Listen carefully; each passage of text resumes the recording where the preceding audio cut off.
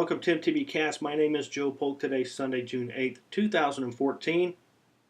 You're listening to our coverage of the Trans Am bike race, the inaugural Trans Am bike race, with a little bit of Tour Divide pre-race, you might say. Some ITTers out there. We've got some calls from them.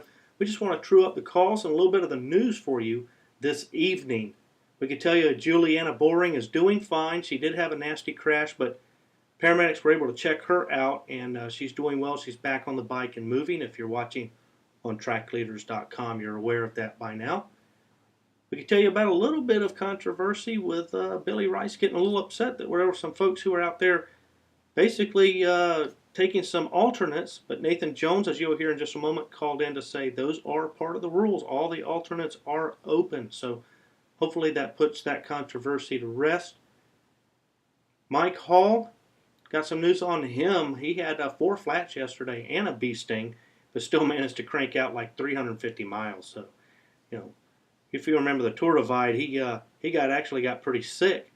Still managed to pretty much have the fastest time that we've ever seen on the Tour Divide. So nothing seems to slow him down. And if you look at the leaderboard right now, you can see he has taken the lead. He's in Baker City.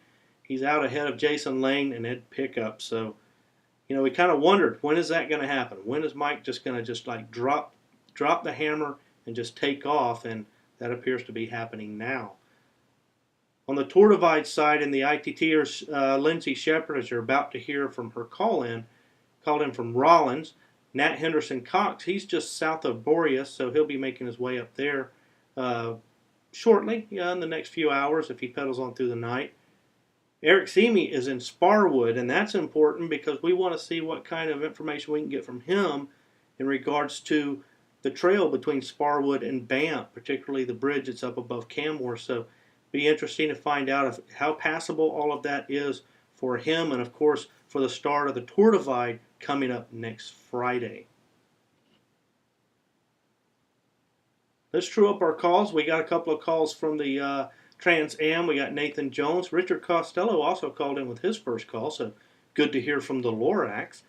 And then, of course, we heard from Lindsay Shepard calling in from Rollins. So let's true those up, and hopefully we'll talk to you tomorrow night.